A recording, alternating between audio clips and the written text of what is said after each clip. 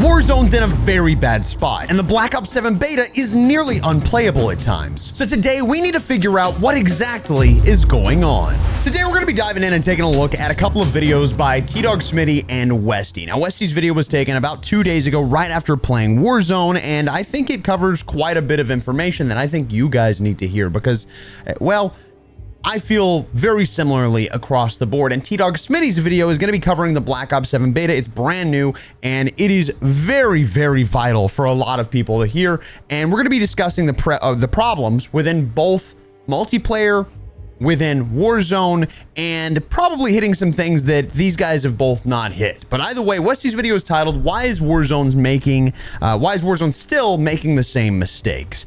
And boy, oh boy, if that doesn't hit the nail right on the head. And I'm going to give some insight along the way, talking about, you know, how I spoke with the devs, the conversations that we had. On top of that, there's going to be codes throughout the video. If you want to play the beta, we're going to be dropping beta codes throughout the video. So make sure to stick through all the way. That way you can grab your own code. If one doesn't work, the other one might.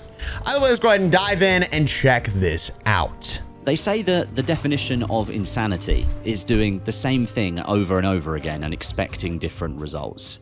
And that, to me, sums up Warzone's Black Ops 7 integration. Yeah. After last year's underwhelming debut of Area 99, a Resurgence map, to kick off that year of Warzone content for Black Ops 6, Call of Duty has followed the same route with Black Ops 7. And keep in mind, they literally got rid of Area 99 within about a month. That's insane. Maybe a month and a half, maybe 2 months, but it was such a short time and they never brought it back. And I realized that they need to have some sort of resurgence, like refresh, which ironically they're doing a rebirth refresh with season 1 of Black Ops 7, but, or maybe even spring. I'm not 100% sure when that is, but it is very odd to me that they would try again to drop a map. And from what I heard from a lot of the Resurgence guys, this was not well taken the first time they played it. It was a group of about 15 people, 12, 15 people. They got to play this early and they all said it was bad. So for them to follow through and be like, well, we better keep going, seems a little bit goofy, but I understand that they have certain things that they have to do throughout the year. So I don't know. I'm glad they fixed a lot of it, which is what I heard, is that a lot of the gripes were addressed. And I think that they have an opportunity to continue to address these things. And the developers truly do want to make something good. But I think they have their hands tied along the way, which is going to be a big conversation during this video. This time introducing Haven's Hollow, another new Resurgence map. However, the mid-news doesn't stop there. This time, Haven's Hollow is actually a combination of 2 round-based zombies maps from last year's game, Liberty Falls and Shattered Vale. Set in the same biome as Liberty Falls, Haven's Hollow takes place before the outbreak of zombies, meaning we get a much brighter and more vibrant setting for Warzone, which is a good change. But many of you who've played zombies will be familiar with the main town area layout. It features the start. And just to be clear, while we were playing this, it felt fine. I'm not saying that it was a bad map. It is not Area 99. That was terrible. That map was god awful. It was ugly.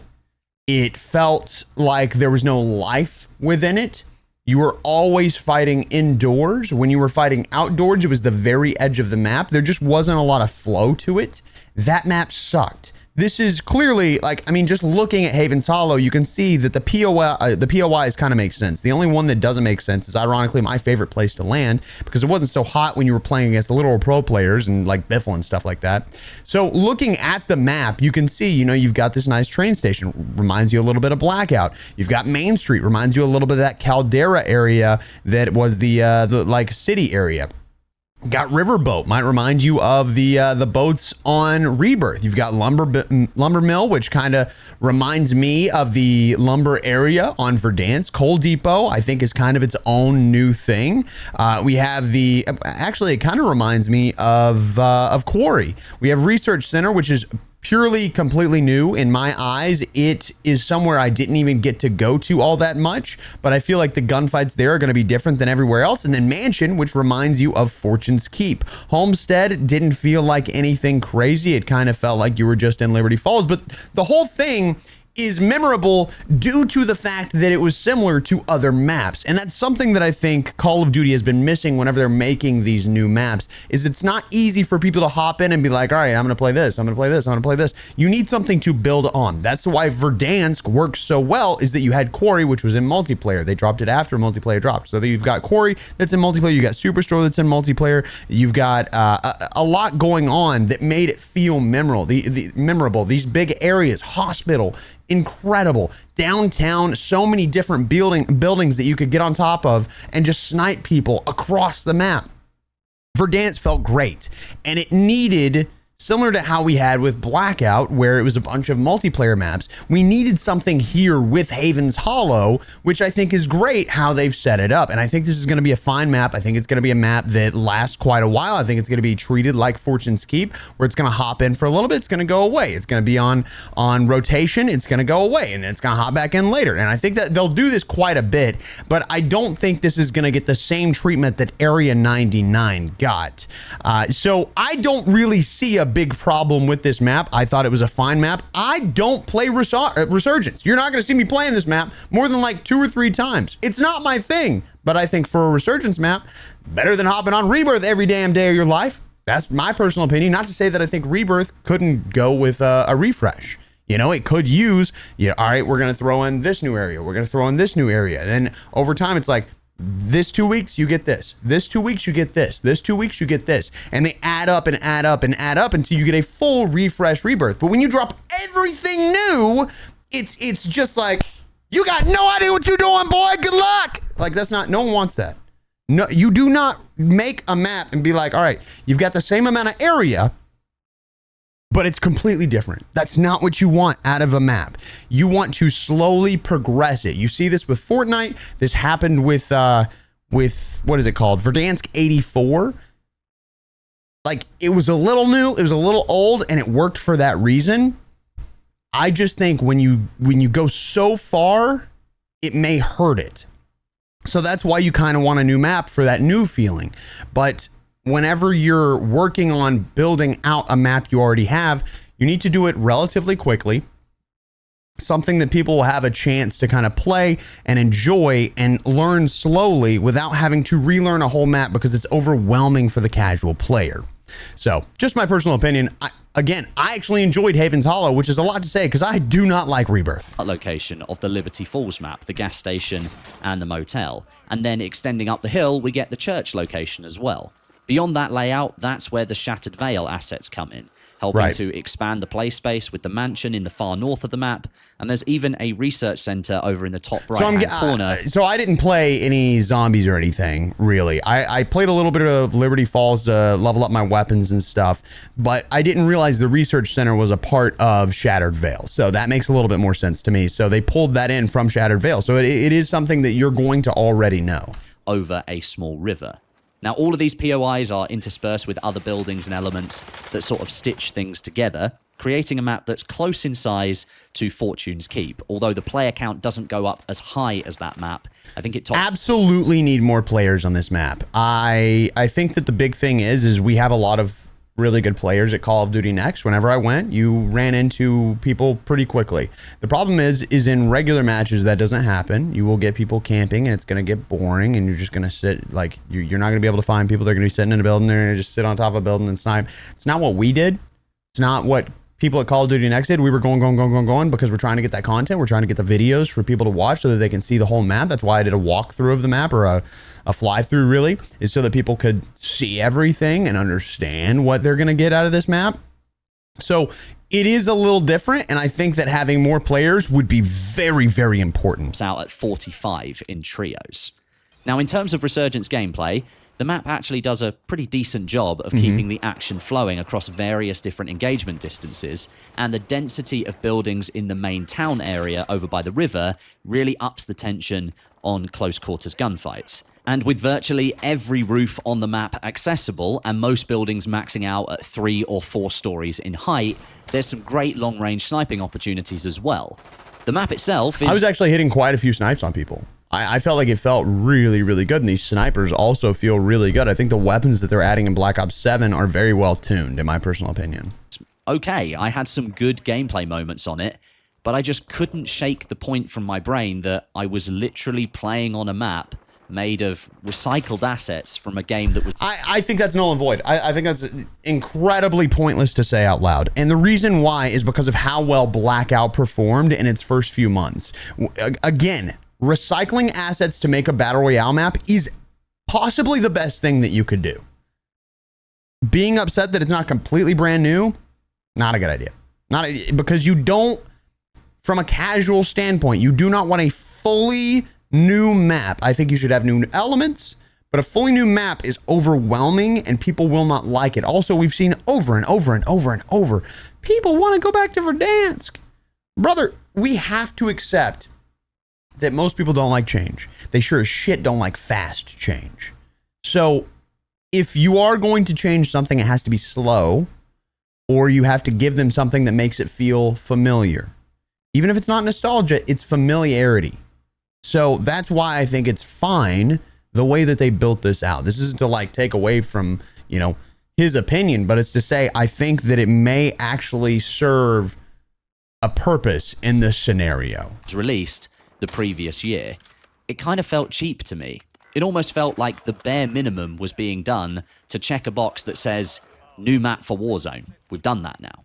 No matter the unique additions, such as the riverboat down by the shore and the playstation actually extending into the water, with it only being ankle deep as well, so there's no swimming That's on purpose. involved, which is a good thing in my opinion. Yeah. It's still very much a map that's made with assets that already exist, assets that we've already played on last year. It's all been retrofitted to fill a gap in the lineup for Warzone, moving into a new premium Call of Duty release. The whole map kind of just felt underwhelming to me. It didn't really have a wow factor, despite the fact that it played pretty decently for a Resurgence map. Rebirth is the exact same thing. There's no wow factor for Rebirth, and to want a wow factor in a game where you just don't get them. Verdansk didn't have a wow factor. I don't know, it doesn't.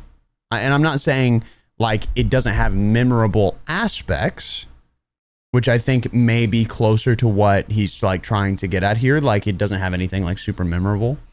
Verdansk definitely has things that are memorable. I mean, you can feel that when you hop into a game. You've got Superstore, which is badass. You've got that hospital. You've got that downtown. Even when you go towards Quarry, everything feels like grand, but it's not wow. You know, it's not something like, holy moly, I can't believe they had it. No, it's just there, you know? So I think like it's memorable. It's easy to memorize. And I think that'll be fine. I don't think there's a lot of this where I was like, in fact, I wonder, going back, where are we at right now? Oh, he skipped over Verdansk. I don't know. But what are we at? 254. So looking at this, I mean, there wasn't any area where I was like, wow, this is crazy. In fact, I think Mansion was arguably the worst area of the map.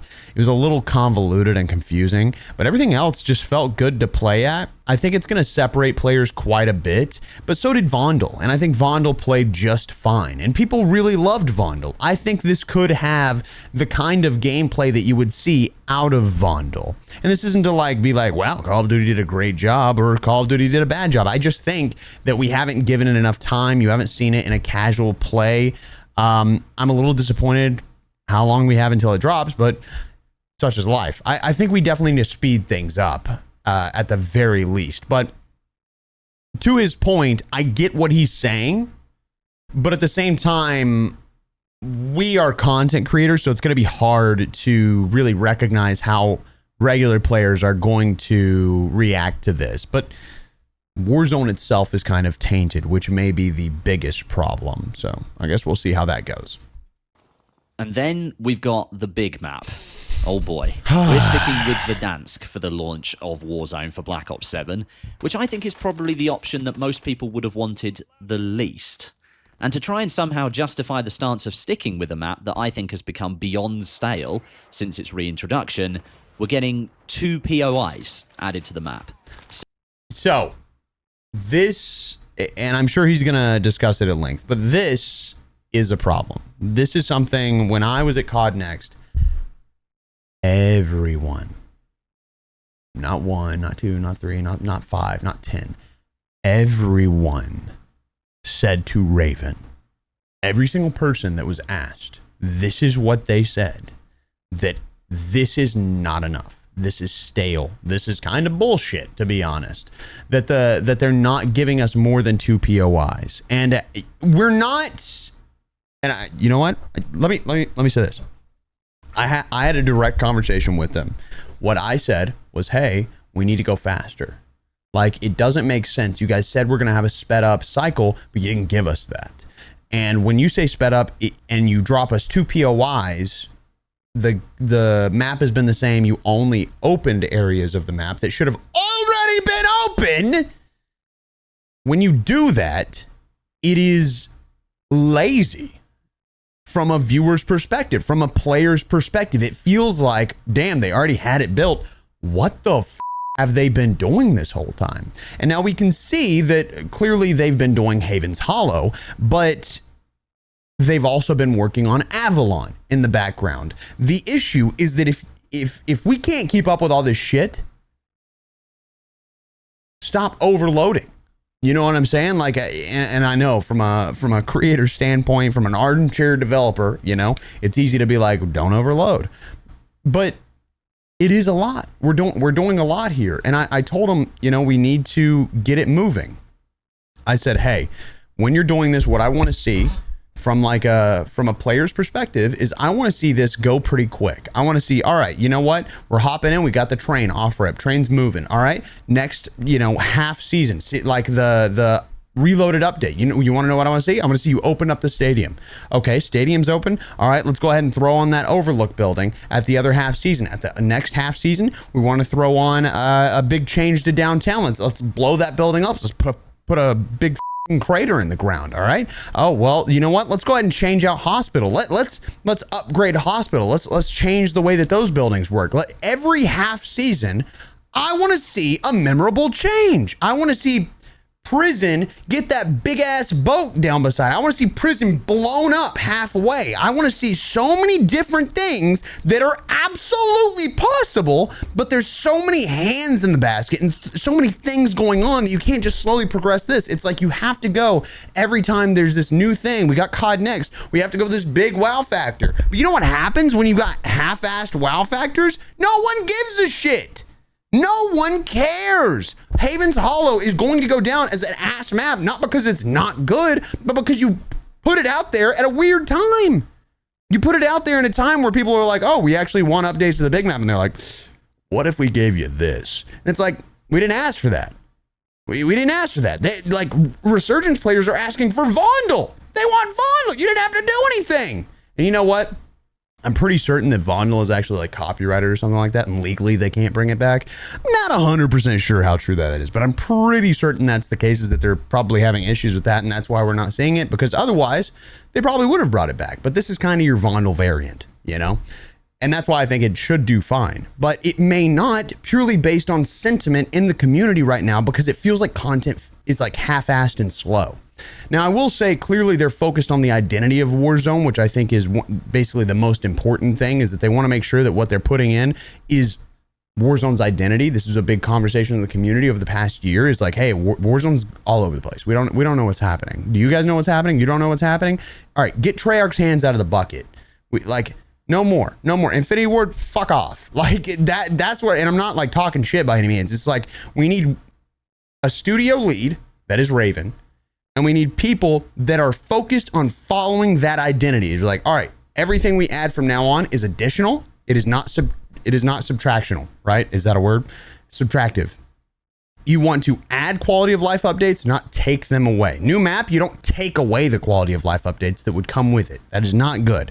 And this is a conversation that I had with the creative director at Raven Software while I was at Call of Duty Next, and they said that's exactly what we're doing.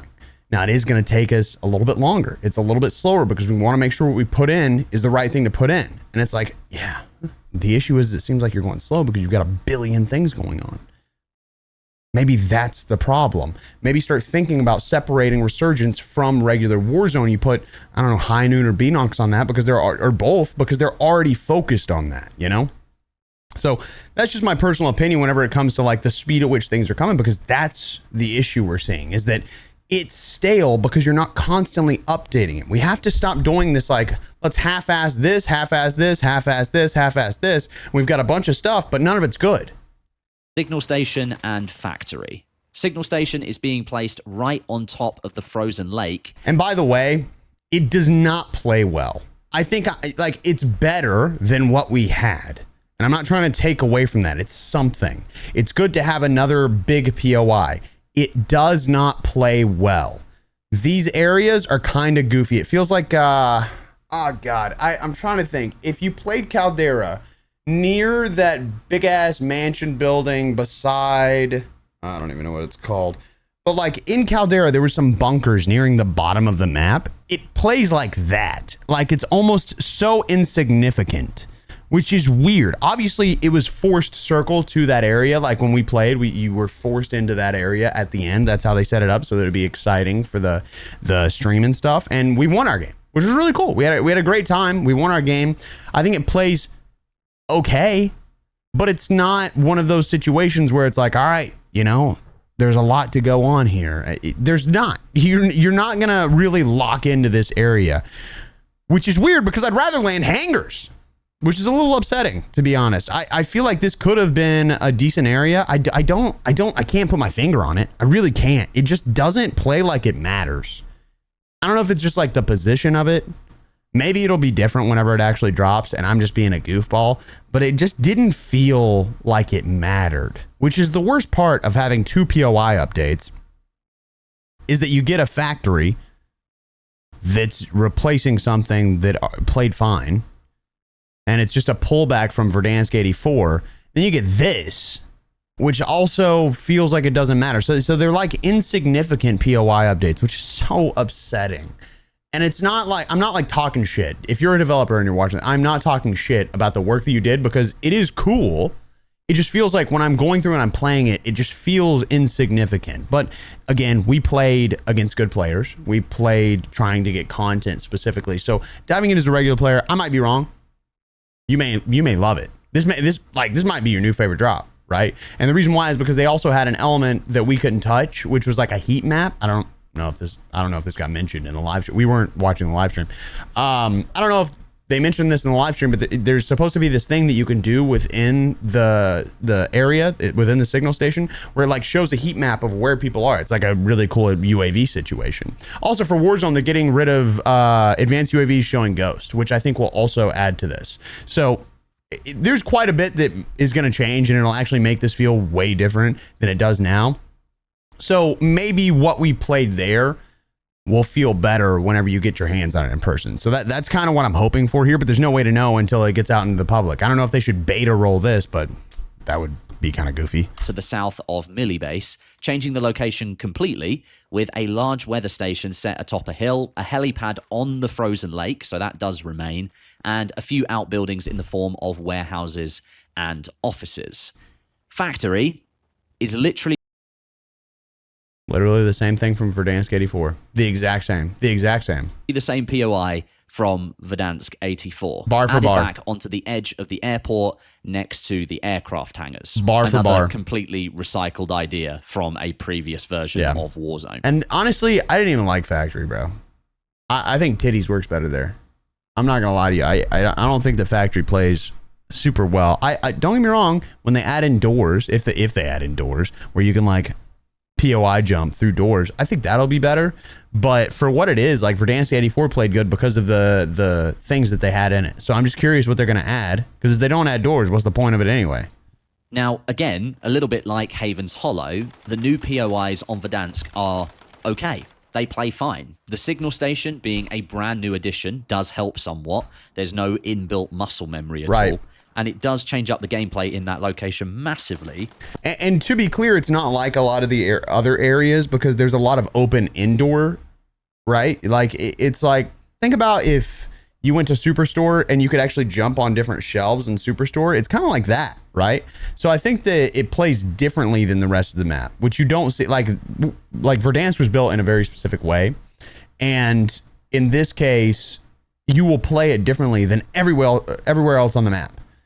And I don't know how that flows with gameplay, right? From what was there before. But as for Factory, again, it plays fine, but it's not new. It's an old POI that's been slapped back onto the Verdansk map again. When I was playing, I kept thinking to myself, why weren't these POIs added onto Verdansk during the previous? Yes!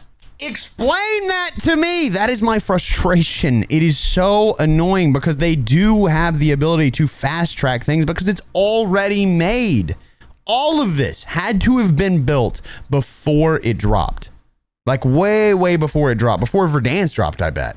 I bet they already had this all set up way before they even dropped Verdansk, and we're just slow rolling stuff because they're so, like, they have a specific schedule that they have to, okay, so I don't know if you remember this, but a few years back, they actually accidentally had the, like, schedule for the year dropped. The corporate schedule for the year was dropped. Somebody leaked it. And bar for bar, that's what happened for the whole year. They didn't even change it after the leak. They just literally just kept it going. It's like, we're going to have this then, we're going to have this then, we're going to have this then. Bar for bar, stuck with it because they didn't have an option. They can't change it because they have things like contracts set up so far in advance that it kind of screws them over. So it's like, the question is, do you overload and you just force your team to figure that shit out and you drop some subpar content because something messed up? Or do you underload and you just slowly like drip feed this stuff? It's just such a hard decision to make, and I get why Raven is struggling with this. I absolutely do. 6 months. These would have been great additions to Verdansk shortly after its relaunch. That would have kept players on their toes, and it definitely would have capitalized better on the excitement and enjoyment that players had back in March. Yeah. But they've left those changes until now, long after. The fact that we made it to October and we've had like 3 map changes is absurd. That's 1 map change per season. It should be 1 map change per half season, and then we would have fast-tracked everything and it would have felt way better. That hype has died down at a moment where players weren't calling for additions and changes to Verdansk, but instead they were calling for a brand new map altogether. Once again, this update to Verdansk feels more like a check off of the list for the launch, as opposed to something that is actually supposed to excite and invigorate players to play Warzone again. As someone who hasn't really put that much time into Warzone over the last few months, I can't say that I'm itching to get back to playing Verdansk based on these additions. You need to be doing a lot more than that to really get my attention again. And then, this is where things get really weird. Something did actually get my attention. During the main COD Next broadcast, Call of Duty announced that Avalon... Oh my god. This was, and we had this conversation for the record with the PR team. I was standing there with Benny Central. We had the conversation. Benny had a great idea. But we found out from our chats, dude. Do you know how awful it is to be live streaming to thousands of people? And people are like, hey, Avalon's coming back. And you're like, what? No, it's not. They didn't say that. And you're like, and they're like, yeah, no, I did. You don't trust your chat ever with big things. It is, as a live streamer, it is your job to never trust your chat. You verify everything. If you just trust your chat, you're going to make bad mistakes. This is how relationships are broken. So when they announced it, and I've got Tdawgsmitty being like, I think they just announced, my chat's saying they just announced it. And I'm like, lock in for a second. Let's finish our game because there's no way to know what's happening. Like Benny was like, what should have happened is they give us all an envelope and say open at this time. And then everybody gets to learn with their chat and it's an exciting moment. But there was no excitement. I don't think one person in the whole room was like, woo, Avalon, because everybody's like, what the f is going on? What is is it happening? Is it real? Is it happening? It's a little crazy. And this isn't to take away. COD Next was actually pretty insane. It truly was a blessing to be invited to that event. And I'm not trying to take away from it, but it is my job to be honest to you. So I'm going to continue to be honest. Whatever happens, happens. But I think it's all about clearly the way that you say it. But I just think that there was a better way to present that to us because it feels like it kills the hype rather than helps the hype. It's like, well, I hate that I found out this way because I have been talking about this for a year now since Black Ops 6 dropped. I've been saying, I really hope we get Avalon. I hope we get Avalon. I hope we get Avalon. We saw it leak and it was a beautiful map. It looks incredible. And they were like, nope, we're not going to drop it. And then you go to COD Next and you find out and it's like, Why wouldn't you like at least tell us like an hour before so that we can all be excited and maybe like no one leaks it or just give us all envelope, like something would have been a little bit better than what we had. But it just felt like I didn't know it was going to happen. So when it happens, you're like, is it real? Is this actually happening? I'm trying to lock in and take down Zyro and Benny Central in the middle of the broadcast. It's like, you've got me playing against pro players and you're trying to tell me to that Avalon's dropping. I got to lock in for a second. On a large-scale map that had been speculated to be coming to Warzone all the way back at the launch of Black Ops 6 last year as the new big map for Battle Royale is now coming as part of Warzone for Black Ops 7. But not until the spring of 2026. Here's the clip from the broadcast. Oh, this is indeed. I didn't even see it. I didn't even see this. So this is exciting. I have not seen this yet. A shot from the upcoming Black Ops 7 co-op campaign, right? Yeah. So that's the truth. This is campaign gameplay. Yeah. This is Avalon. Yeah. But what if I told you that two things can be true at once? So I am happy to officially confirm that we are bringing a bold new experience to Warzone in the spring, inspired by the original Blackout and set on Avalon. Shut the front door, Blackout, baby. We're back. And with the arrival...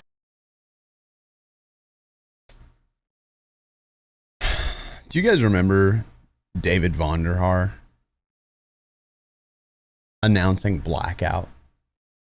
You remember that? That moment, I feel like, was one of the most important moments in Call of Duty history. I mean, like that. I don't think you quite understand how big of a deal it was for Call of Duty to build out Blackout. And when he announced it, I've got chills right now just thinking about it. But I just like, I really felt nothing with that announcement. I mean, I feel like I feel like there could have been a better way to do it. It feels like it's kind of, I don't know. I don't know if this is going to be like a mode, an LTM. I don't know what to expect about it. There's really no communication on this. We don't really know what's happening. So I hope that it ends up being okay, you know? Of our new experience on Avalon, we'll be running both the classic Battle Royale experience on Verdansk and this new mode on Avalon simultaneously. So we're giving Warzone players more options on how they want to play. See, that's interesting, you know? So from... It's interesting because we were told that you couldn't rotate maps, right? So I'm having this conversation with the creative director at Binox, and he says that there's still like some kind of technical issue. And so it probably is like a rotating map issue. It's not a having it downloaded issue, which is what I kept saying, by the way. The fact of the matter is, if you owned Modern Warfare 2 and you owned Modern Warfare 3, you had Urzikstan, Verdansk, and Al Mazrah. You had all three of those on your system. Even if you were on PlayStation 4, even if you were on Xbox One, you had all three of those. So to me, it was like, if I can play all of these, even if that's all that I have on my system, if I can play all of these, there's no reason I can't have a second big map. So clearly, whatever the technical issue is it's a rotational issue. So they can have a different mode. They can build out a full new mode for Warzone, but it has to be different. So my guess is you have to make the decision between the two instead of them rotating, which is why they chose to do it as Blackout instead of Warzone. I don't know how true that is. That's just a guess based on the really the lack of information we've been given. It's just interesting. It's very interesting. What the hosts were saying, we're getting Avalon, a new big map, but it's going to be run alongside Warzone and Verdansk at the same time, but it's going to be Blackout, or at least inspired by Blackout. What does it mean? How's that going to work? Because Warzone's the product and Blackout's a separate product. How are you going to have both of them together working alongside each other? It doesn't really make much sense. And right now, that's all we know. We've sort of been left hanging here, and not in a good way, like a cliffhanger in a good film or a good TV show where you absolutely want to know more, in like a confusing way where you've got no idea really what's happening. really what to expect or whether you should actually be excited or not. And yeah, there's no doubt in my mind they should have play tested this, because I mean, obviously there may be like kind of what they did for Modern Warfare 2019, where they have people come in, they release the footage a little bit early, and then they drop it in 2 days or 1 day or something like that. Like that might be a thing that happens as long as FaZe Apathy doesn't leak it again.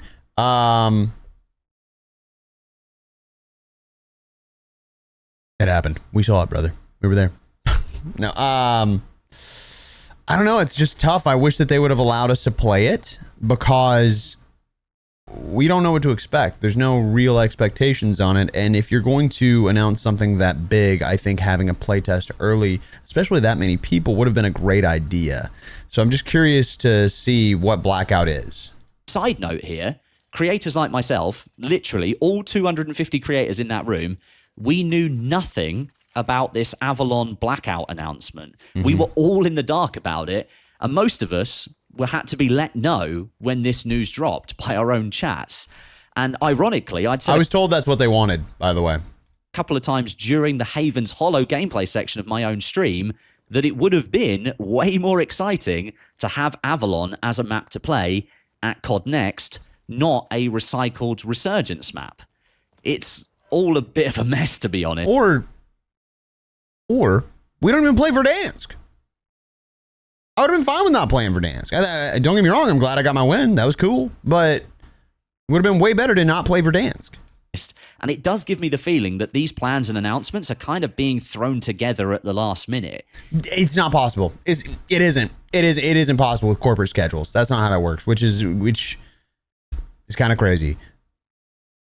Like, it feels like it is, but it's not possible. It doesn't really inspire that much confidence. If you remove the current context of Warzone, which in my opinion is a fatigued product that is in serious need of revival, an announcement of a Blackout-inspired experience on a new map called Avalon, that should be absolutely massive news for the game. But somehow, I'm just left feeling pretty flat overall. Yeah, that's what I'm saying. Like the announcement of Blackout when David Vonderhaar said, Call of Duty Blackout. That shit was dope. That was so cool. I get chills every time I think about David Vonderhaar doing that. And the way that they announced it here felt like, we're giving you something.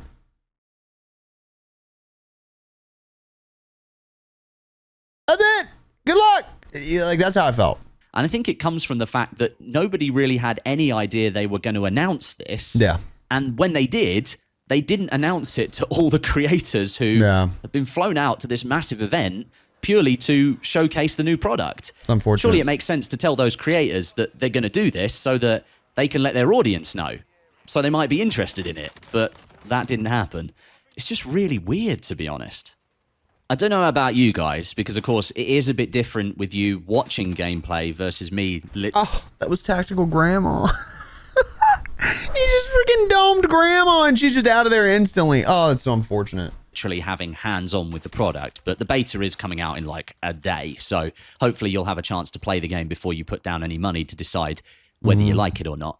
But for me, Black Ops 7 Warzone doesn't feel like a product that's really grabbing me at the moment. There's nothing here that's been announced today that is really getting me pulled in that makes me want to play it when it launches. We are, of course, getting all the Black Ops 7 weapons, lethals and tacticals and field upgrades and perks brought across into Warzone. We're getting new quality of life updates as well, changes to weapon balancing.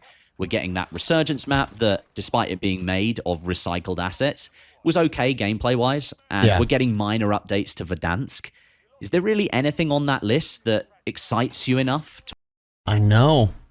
And they're supposed to be up against Battlefield this year, man. That's tough, dude. That is tough. Want to play Warzone? So I'll pose the question to you. Is that exciting enough for you? Are you likely to play Warzone based on everything that was announced today? I'm going to answer that question. Right now, probably not. I'll probably jump on with my friends day one and try and see whether it's a good experience with them. But having played it today solo, there was nothing really jumping out at me when I was playing it that's like, yeah, damn, can't wait to get home and fire up this game. Especially knowing, obviously, the new guns are going to be meta. That's how it works every year. The goal is to get you to play. That's why the new guns are always meta, right? So there's still going to be all the old weapons in the game. So even though we could only play with this, we can only play with this, that, or the other thing, like, it doesn't work the same. It's going to be very different experience whenever everybody plays, whenever it's out for everyone. And play it again. I kind of felt like I actually experienced everything in just a couple of hours, which for a major Warzone update is a pretty major concern. Yeah. The most eye-opening announcement is that reveal that Avalon will be coming as this Blackout-inspired experience in the spring of 2026. And you know what's even worse about that is the fact that Avalon's going to drop with the like co-op campaign mode. Why? We've got to stop doing that, dude. I know that it's about the familiarity, but there's so many areas on the map that already are old maps. So you're gonna kill it like you did Urzikstan. Urzikstan got boring because we got to play it like a month after the release, like Zombies. That sucks. Ugh. Which kind of says it all, really. It goes back to what I said at the beginning. The definition of insanity is doing the same thing over and over and expecting different results. This year, when you zoom out, Call of Duty has placed down the same blueprint that they placed down last year. A new Resurgence map at launch, a few minor tweaks to Big Map, and then a big announcement, but it's only coming 6 months down the line, so you're going to have to wait a long time for it. Yeah, I guess I just don't get that. But that's okay. We're gonna go get Tdawgsmitty's video. Let's talk about the beta, because I think this is a pretty important thing to discuss. Because right now the beta is in a weird spot. So we're gonna switch gears right here. Let's talk about Black Ops 7. Warzone clearly, but Black Ops 7 actually, when I played it, was good. It was great, and then the beta dropped. How does it happen like this every year? Here we are again, another talking head video, me sitting in at my setup and just talking about Call of Duty, because as you can tell by I guess the title of the video, I'm a little bit frustrated. As you can tell by the title of the video, Call of Duty is back! Wow! Now, Black Ops 7 is unplayable, but...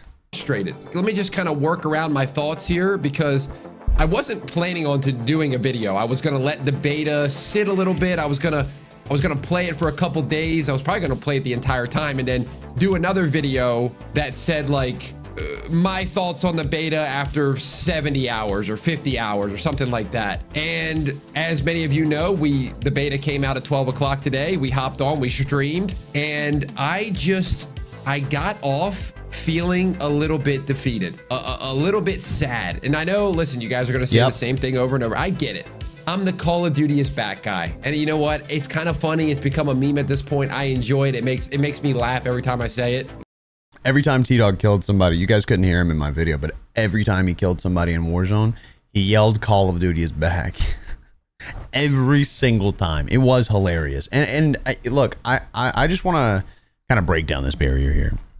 When creators go to these events, the event itself is going to feel like people are shilling. It just is. There's no way around it. People are hopping on with the folks that they've known online for years. They have talked to these people for years and they don't get to meet them. You see these freaking big ass creators. You see Scump. Scump was 3 feet from me the entire. You know how cool that is, dude? Someone that I've watched. I'm at Legion. I don't think you guys know who Legion is, but I'm at Legion. Expel does not exist without Legion. And he's 3 feet, less than 3 feet, less than 3 feet from me. He's right beside me, dude.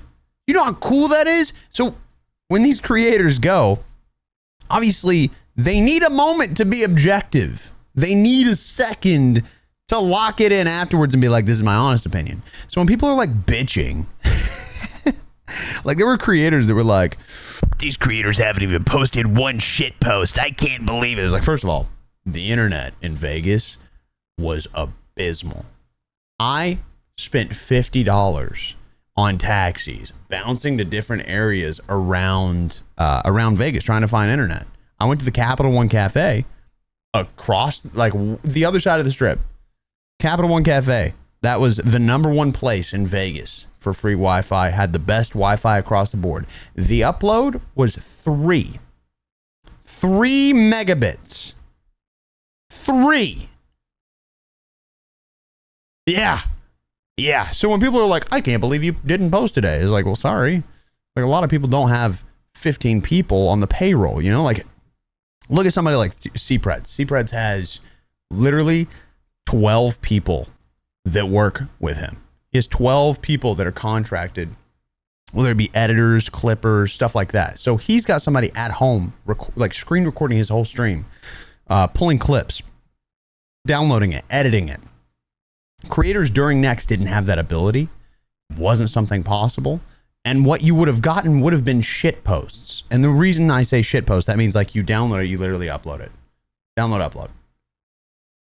People just saw that. What was the point?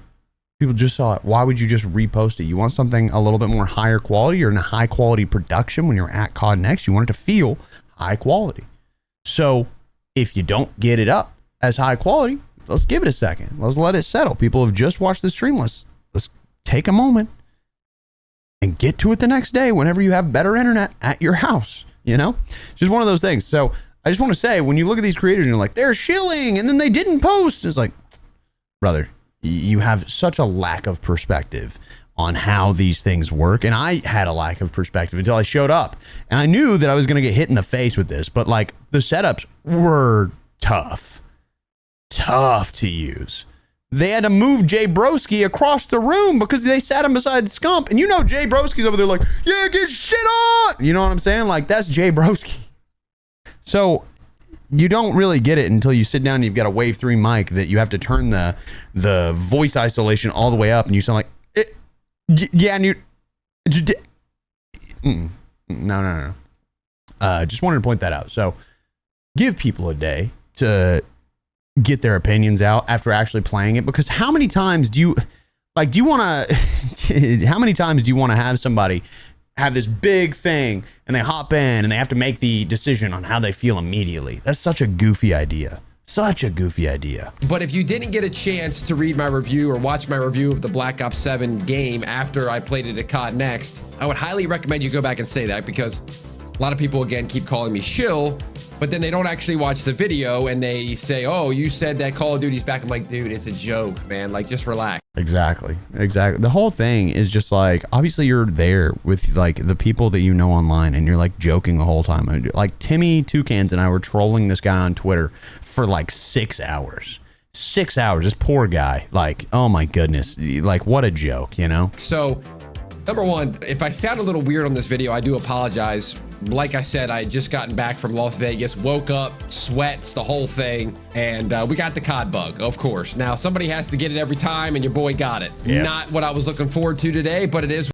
My voice is a little gone, but I'm not sick. What it is, we got to do what we got to do. This is the job. We got to play COD. We got to figure it out. We got to dominate. Let's go into this. We played it for about 4 hours.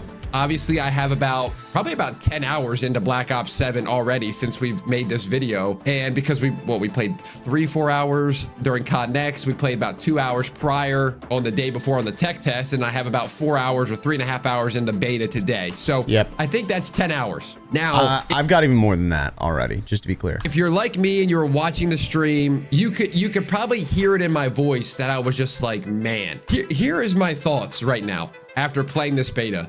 This game at its core is a fun Call of Duty. Yep. I think it feels incredible, to be honest. Like as a Call of Duty, it's like a mixture between Black Ops 3, Black Ops 4, and Black Ops 2. It's the closest thing we've had to Black Ops 2 in years, believe it or not. I know that sounds crazy, but when you actually think about at its core what it is, it's the closest to Black Ops 2 we have had since Black Ops 2. And everybody's bitching about it. I'm just saying, like, people are just missing the mark on what it is, but I think there's certain aspects that are making it feel terrible. It really is. The game feels like it's fun. The movement to me feels pretty solid. I like the wall bouncing. I really love that. The guns feel really good. Like using some of the ARs, I felt like the one that looks like the Rampart felt really fun. I think the levels are 50 times better than Black Ops 6 levels. It's not even close. And so... Oh, he's talking about the maps. Yeah, the maps feel a lot better. You put all those things together, weapons good, maps good, you know, kill streaks are good. Obviously, today we tried to get the dog streak with every gun in the beta. If you saw the thumbnail, we got 3 guns done. And the reason for that is the typical conversation that we're about to have again. And I feel like I'm going crazy. I do. I feel like that old head that's just like yelling at the sky or yelling at the clouds. And it's like, dude, just get over it. But we played this beta today, and I'm not gonna lie to you, my COD Next lobbies were less difficult. Playing. Swear to God, swear to God, swear to God.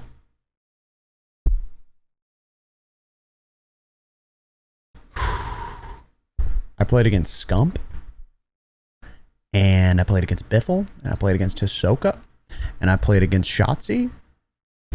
I played against the greatest Call of Duty players of all time.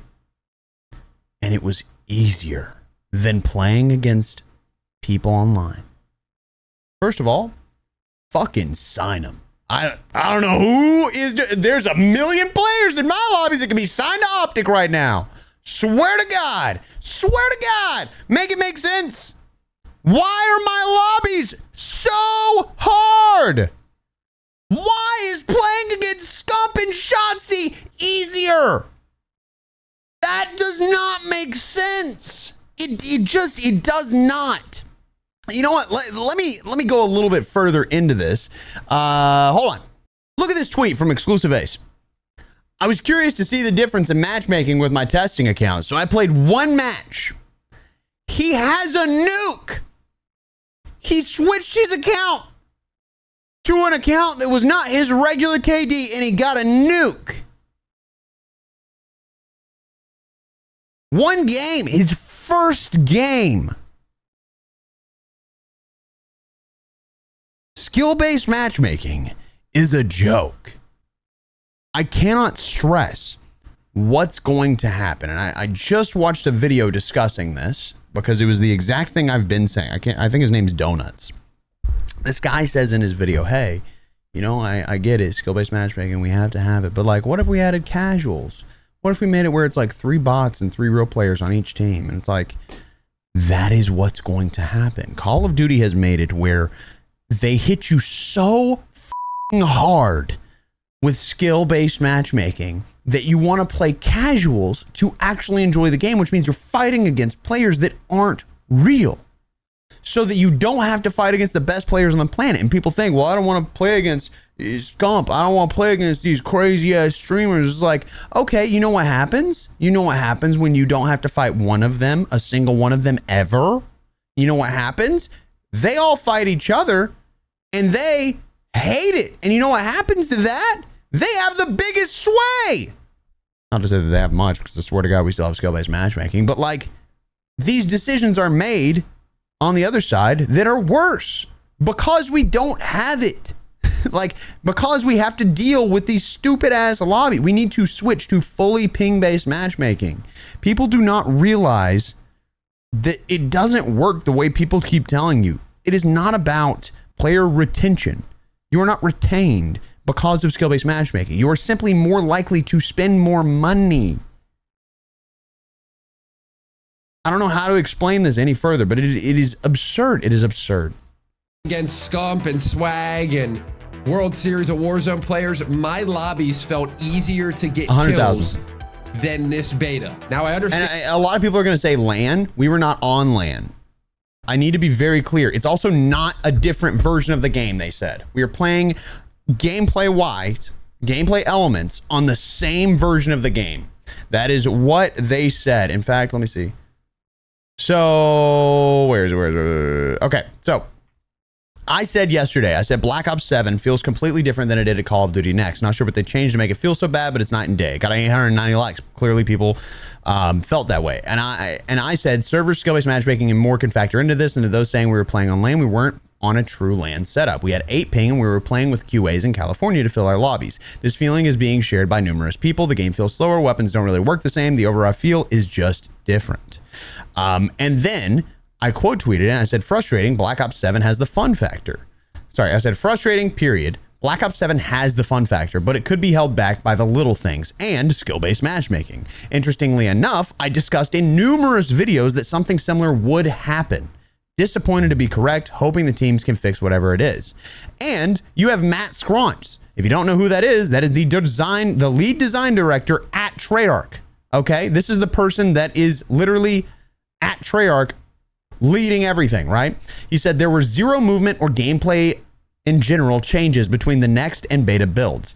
I said I've switched to all movement-based perks and spent hours unlocking speed attachments. Still not feeling entirely the same as I did it next. I don't have an explanation, but apparently it's exactly the same. Sick. Do we just blame skill-based matchmaking at this point? Because I'm just like not really sure what to do in this situation. It just doesn't really make sense as to what the hell is going on. It really does feel night and day. I mean, to be clear, they did speed up like weapon attachment leveling and stuff like that, but I played a lot and I couldn't even get past level 20 with these guns. I got like 2 weapons. One was level 15, one was level 20, one was level 7. I spent forever leveling and it did nothing. It felt like it's just so goofy. Dan, it's an early access beta. I understand that it was 12 o'clock. So people that were playing this game were literally people that either didn't have a job, big or old they nerds, were, you know, younger kids, cracked out. I played it at night. It was worse. Just as bad, if not worse. I played it with my brother.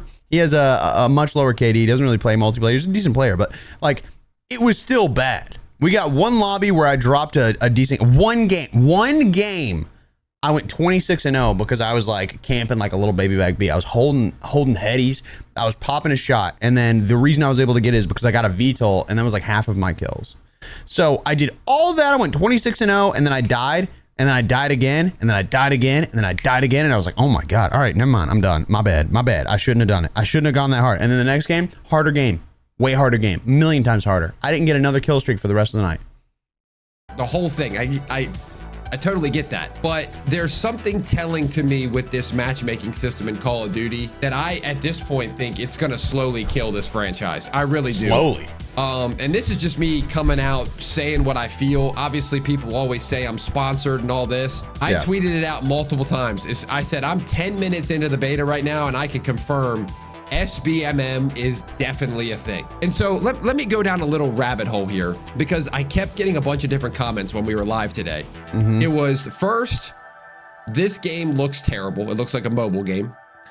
Second, I don't have that this issue. game made me pre-order Battlefield 6. Cool. This gameplay. Congrats, bro. You got shot likes at me or the in the game comments. itself.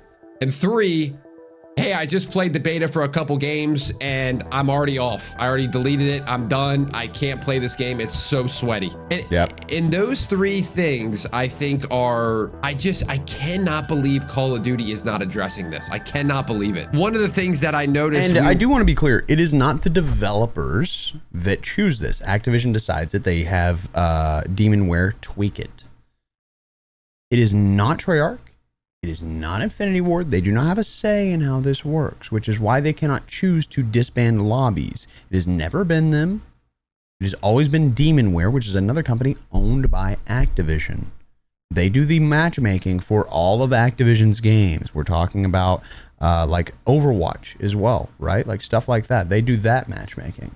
Like Ghost of Hope had tweeted, very well-known leaker, you know, grain of salt leak, disbanding lobbies might be coming, or non-disbanding lobbies might be coming to Black Ops 7. Obviously, I thought it might be the one more thing announcement at COD Next, and it wasn't, like we said in the last video. And I just cannot believe it. I think that this game is gonna fall victim to itself. I don't think that there is a better game out there right now. I'm being dead. Dude, honest to God, it is genuinely like, I cannot stress how frustrating it is to have played a game that, you know, you clearly don't have skill-based matchmaking when you're playing it next, you know? And even though I'm playing against Scump and I'm playing against Shotzi, like I'm having a better time. Like I was getting shit on, don't get me wrong, but it didn't feel nearly as bad as what it felt like here. You know, I'm playing against 6 players that are all in, like, they got to be in the CDL, right? Are they? They have to be, right? I hate to see this game that it has so many good things coming. I mean, they have so many good things coming. To literally fall victim, like he said, to itself, to the matchmaking system that is making it a miserable experience for anyone that has more than 2 brain cells to rub together, dude. It's just so tough, man. It really is. It's so tough. Serious. I don't think Battlefield 6 is a better game than Black Ops 7. I think Black Ops 7, at its core, is a more fun game. I think fun. I think that's an important thing, because Call of Duty Black Ops 7 is focused on being an arcade shooter, while Battlefield 6 is focused on being more of a milsim, more of being realistic, more of, you know, that nitty gritty type stuff. And Black Ops 7 is built to be an arcade shooter. You're meant to hop in and just play it, like, you know, in your pastime. But the issue is when you're playing in your pastime, like it's the fucking CDL, it's ridiculous. I think people now are so frustrated of feeling like they're in some sort of system or some sort of matchmaking manipulation that they would go and play Battlefield, maybe a game that's just not as good. I mean, listen, I don't think it's a bad game. I just don't think it's as good as everybody's saying it is. But they would rather play that, maybe a little bit less of a from a mechanical standpoint. Call of Duty just always has a better mechanical standpoint, movement wise and gunplay wise. Yep. But they would rather play it because people were telling me that Battlefield feels more like Call of Duty than Call of Duty does. And so I think when I was playing today, I was just so frustrated because I was playing. And you know what? Battlefield like has a different matchmaking system, and I guarantee that really goes into play. Like they still have team balancing, and I think that's an absolutely fine thing to do, is like team balance, where where both teams get like a higher skilled player, but forcing strict skill-based matchmaking where, you know, for me, I'm a 6 KD player in Warzone. I'm relatively intelligent when it comes to playing the game, but if I hop in and it's a full-time job, fuck that. People that it felt like they were CDL pros. Yeah. And listen, I'm out there just trying to have fun. Like I get it. I'm not trying to beat up on lower skilled people. I get that argument. But the fact that you have to try so hard every single game just should not be a thing. It should not be a thing. That was the biggest thing that I enjoyed about the Battlefield 6 beta, was the ability to just walk in. One game you might do really well, and the next game you might do absolutely terrible because you're getting destroyed. There was that mix and match of everything that was going on in the game. And here's my thoughts. Actually, my thoughts are all over the place again too. But the comments that I were getting, going back to the skill-based matchmaking, is they were just fed up. And I don't understand how every single person has this same thought. Like, is every person that is saying skill-based matchmaking is through the roof, are we just getting these lobbies that are just so cranked that we don't see that point? Like, are we all in the 1%, or is everybody getting better at video games now, that where it's just like, hey, even the worst player is actually pretty decent? So you're never going to run into a guy that's just like looking up at the sky. I disagree with that. On. That specifically is bullshit. People, okay, I'm going to kind of put this in a way that where you guys can understand it. The population is growing so fast, like in the world. More people within the population are becoming gamers. Yes, there are more people that are at the top level, but there are also more people at the bottom level of gaming.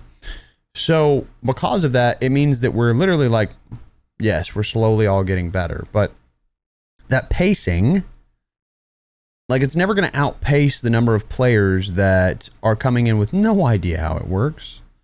So to assume that you have to put all these players together just doesn't really make sense from a numbers standpoint. And so that's what I'm starting to think about a little bit. Like, maybe there's just not bad people out there, but then you see people 2-boxing and VPNing, and you're like, wait a second, there's a lot of bad people out there. I mean, I'm to the point where I'm considering it. And this isn't something, like, I don't want to beat up on only low-skilled players. Like, that's the issue. Is like, I am against 2-boxing because it's like, or 3-boxing or 4-boxing, or whatever the hell these people are doing now, geo-boxing. I heard a lot about that, but like, I'm against it. I don't want it for my content, but if I'm like trying to play casually and not work my ass off, or I'm just like not even recording, or I'm just trying to unlock guns or something like that, why should I be subject to playing in CDL lobbies? Why does it need to be a full-time job to play Call of Duty? Oh, you want to fight against low skill players? No, I don't. I just don't want to literally, like, every game go, all right, I'm locked in, brother. I'm locked in. Let's go fucking CDL. Let's do this shit. Oh, yeah. Like, no. No. I don't know why. Like, it's like the fucking brain cells in the people that say skill-based matchmaking is good. It's not. It's not. You do not understand it. It is that simple. If you think it's good, you are ignorant.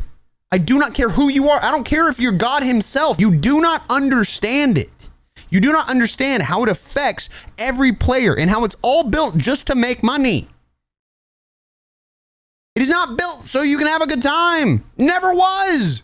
Activision's matchmaking system is disgusting. It is gross. It is not like the matchmaking system that you see in any other game.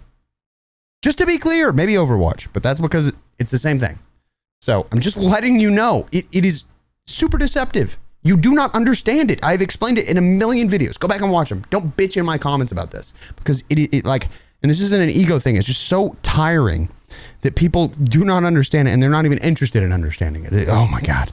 And so let me offer some suggestions here because I think going through and just complaining about something is never going to fix the issue. Number one, let me just go over a quick bullets of the beta for me right now. I feel like the TTK is way too fast. Now, if you don't know what TTK is, it's kind of like the time to kill. Yeah, the TTK is a little interesting because whenever someone is like running, because of the way that ping works and the way that skill-based matchmaking works, I'm right beside a server in Dallas, and I never get to go to Dallas. I'm literally on 30 to 40 ping every game, which is crazy. But the way that it works is that if your TTK is so fast that someone can literally pull up their gun and shoot you before you see the character animation, too fast. Way too fast. So I feel like this game is on like COD Ghost level. Apparently it was supposed to be the same as Black Ops 6. There is no way. I mean, I was dying instantaneously, whether it was an SMG, an AR, I was dying so quick.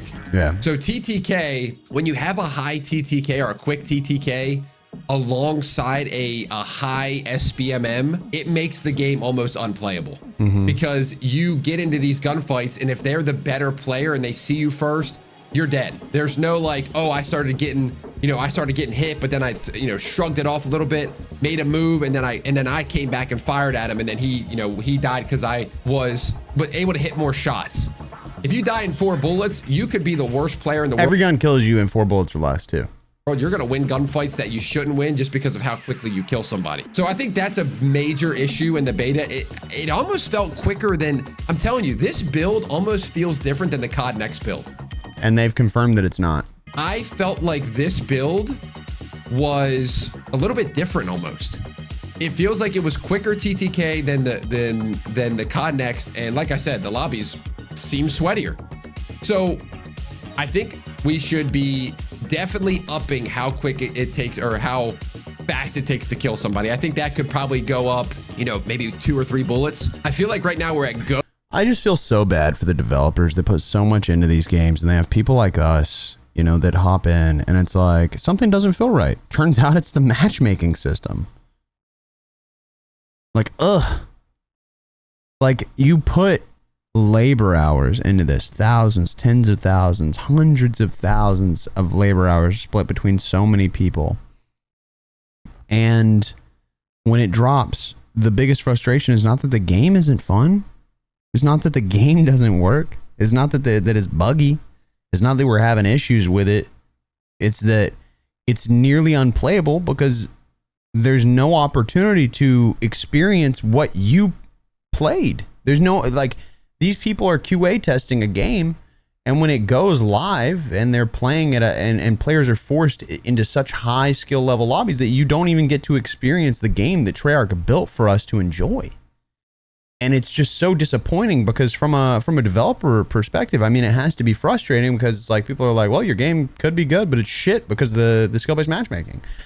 And it just feels wrong to like sit here and be like trying to give some sort of, hey, this is maybe we should figure this out. It's like, they're not gonna figure it out. It has nothing to do with Treyarch. There's nothing to do. And Activision's fucking,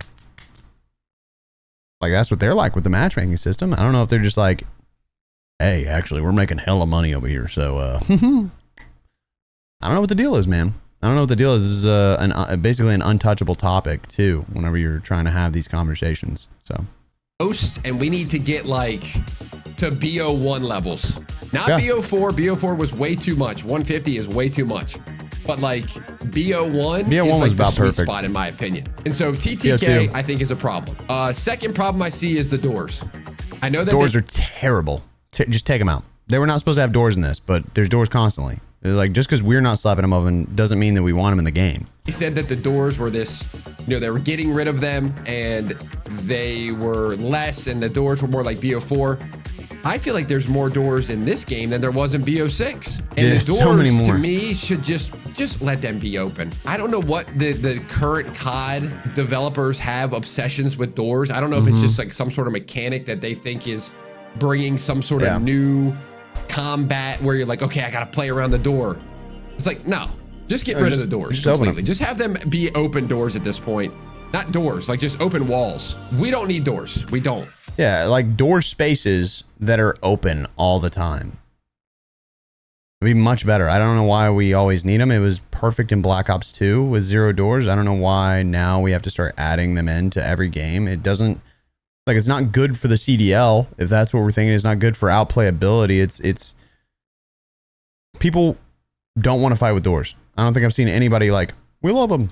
I think that's another thing that just like, it's just frustrating. Like when you sneak up on somebody, like you're flanking them and then the door goes, they go through a door, the door shuts, and then you open the door because it's like one of those automatic doors. And there's no footsteps. So the only thing you can hear is doors. And then they hear it and then they can turn around and kill you. It's like, I played better. I outsmarted you. I flanked you. But because there's an audio cue with the door, you now win the gunfight, especially with the Yeah, dude, he is spot on with that. That's an incredible point. TTK being so quick. They just have to turn around and fire and they're good. So no doors, TTK, bump it up to Black Ops 1 level. And lastly, the matchmaking. Actually, not lastly, there's one more thing that I want to talk about. Thirdly, the matchmaking. I think you have to say something about the matchmaking. And maybe they are. Maybe they are testing. This is a beta, remember. Maybe they are testing this matchmaking to see. It's not the devs. It's going to be what it is no matter what, because it's not the devs. What the retention level is. Are people deleting the game? Are people not playing this beta as much as other betas? And then they're going to go and announce something. Like, I still think that there's hope for that. I really do. I think that they are trying to see how much Battlefield 6 is kind of winning, or if they're doing well compared to what they used to do. Like, Battlefield 2042 versus Vanguard. Despite Vanguard being one of people's worst CODs, Vanguard destroyed 2042. So I think if the gap is kind of closed, I still expect Call of Duty to outsell Battlefield. But if that gap There was a guy laying on the ground that he missed. is closer than they want it to be, will they actually come out and be like, hey guys, we saw the feedback from the beta. You guys said you didn't enjoy the matchmaking. We've actually implemented a new system. Now, let me just say, as someone that does this as a full-time career, and Call of Duty is my mainstay game, as someone that loves Call of Duty, I hope Battlefield pisses on them this year and they're forced to change the matchmaking system, because the matchmaking system alone is enough for me to be like, fuck Black Ops 7, bro, because it is such an incredible game getting absolutely destroyed. Absolutely destroyed. And I won't play it. I promise you, I won't play it. It's the same reason I won't play multiplayer games in general. It's like, it's not fun. It is not a fun experience. I can't imagine anybody's hopping on and like, this is the greatest experience of my life. My God. It's not even about wow factor. There's so many cool things in this game. The movement is remarkable. It's not even a necessary part of it. You can hop in and you can play without the movement, like the wall bounces, and it's fine. Probably not going to see it in a lot of your lobbies, like, it's great. Everything feels great. And the matchmaking just takes it all away. Why? It is so frustrating. Ugh. On copium there, 1000%. But I think they just have to do something. I know this is like the same. This is the same conversation. I feel like an idiot. I really do. Because I know somebody's going to comment down below like, look at this guy. He's saying matchmaking. He wants to just beat up on bad players. No, I think the matchmaking has to. If you say that, you're actually a dumbass. I'm going to be honest. Like, if that's your opinion, you're a dumbass. Like, you actually are one of the dumbest people I've ever met in my entire life. If your opinion is that skill-based matchmaking is an issue because good players want to beat up on bad players, complete dumbass. Like, straight up, you may be one of the dumbest people on the planet because you're so ignorant to the nuances of how skill-based matchmaking actually works and how it affects the gameplay environment. You're dumb. It has to protect new players, but at the same time, it has to loosen up the pool of, like, let me try to explain this. So, like, the really new player, he plays till, like, he gets to, like, a level like here. So they used to have a new player mode in World at War, and that worked great. You know, they had a mode where you could hop in and you could play that until you were level 20. And then after that, it's like, all right, you should be locked in enough, dude. You should be good. And then once he gets to here, he gets thrown into the pool that's like this wide. Yeah. If that makes sense. I don't know how to describe that other than that. Now, there's obviously your 0.1%, but you can't punish the 0.1% for being good at your game. You have to let them enjoy it a little bit. It's not even a 0.1% now. It's about it's like a top 10%, which is really getting punished. And it's just because players are slowly getting so good that it's like, what do you do? Like, there's so many options to improve where you've got like these tip videos and stuff like that. Even I've made them where a lot of players are improving at an exponential rate. But there's still the players that are in the middle ground where they need the opportunity to fight the decent players to know that they can get better. And I mean, it's just tough to explain because I get the thought process behind skill-based matchmaking, but in practice, it doesn't work. So I think that there needs to be this balance of protect the new people, but people that are COD veterans and that they're super sweats, there needs to be this matchmaking differential, just like Battlefield had, where one game you could be really good, dominating, and then the next game you're just... All it is team balancing, just to be clear. It's just team balancing. That's all you need. You do input and what is it called? And ping, input and latency based matchmaking, like server quality, input and server quality. So controller, mouse, keyboard, and server quality. And then you team balance. Does it? Just getting absolutely torched because that is what it's based on. It's based on connection and it's not based on rank. Rank is ranked. Now, I know I hear people say this all the time. You know, I've been saying this about Call of Duty for years. They don't listen. But I feel like this time they actually have competition. I think people are... I mean, I don't even think we need to go further in the video. I think the big thing is at the end of the day, Call of Duty has an opportunity to do well. And if they shoot themselves in the foot, once again, people are going to go to Battlefield, and I think that's an incredible thing. I think the option for Battlefield, I think even bad players are going to start realizing that they want to hop into like something with less scope. You know what's so interesting is that everyone wants the same thing. They want to not sweat their ass off every game, so they're like, I'm going to play casuals. Yeah, so are the good players. Guess what? Everybody wants the same thing. We all want the same thing. We don't want to sweat our ass off every game. Congratulations, that's skill-based matchmaking. I don't care if you're a level 4. Still skill-based matchmaking. Still exists. You're still going to find people that are really, really good. I hate to tell you, it's skill-based matchmaking. You hate that. Even if you say you love it, you hate it. You hate it with a passion. Because you don't like players better than you. You want to break. You want to hop on and not think. Everybody has that. Thing is, the best way to do it is to make it where every player gets to play with every player. And what will end up happening is you get some good games, you get some bad games. Now, you only get bad games. Everybody's game is a bad game. There's no good games. There's no good games. It doesn't exist. Can't exist. They want you at a net zero. But such is life. I mean, here's the big thing. At the end of the day, I would love to see Call of Duty pop off this year. I was invited to an event and I was so excited to go. And it truly was such an incredible event. I was so excited for multiplayer. And I think multiplayer has a shot. And this is coming from someone that doesn't like multiplayer. I was more excited about multiplayer than I was about Warzone. And they told us about Avalon. What are we doing? So if they don't shoot themselves in the foot, who knows? Maybe they fix skill-based matchmaking. I'm asking too much. By the way, I thank you guys so much for coming through and listening. I know it sounded like a big bitch fest. I'm so sorry. If you're a developer and you're hearing this, I'm so sorry that you have to deal with this every single year. It is completely unfair to you that Activision puts this on your plate. If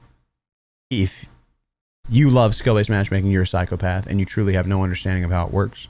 You will never understand how it works because you want to be handed an award for existing in life, and you don't deserve it. You do not deserve the award. You deserve to want the award. That's fine. You don't deserve to have the award. Everybody should just have to deal with everybody. It's just, I don't know how else to explain it. You want to improve, improve. If not, then deal with not being good. There's no, like, it just doesn't make sense. Doesn't make sense. Either way, hope you guys have an incredible remainder of your day. I'm sorry about this. I hope the codes popping on the video were good for you. I hope you got in. Maybe you'll feel the exact same way. Maybe you'll feel completely different. Goodbye. Subscribe.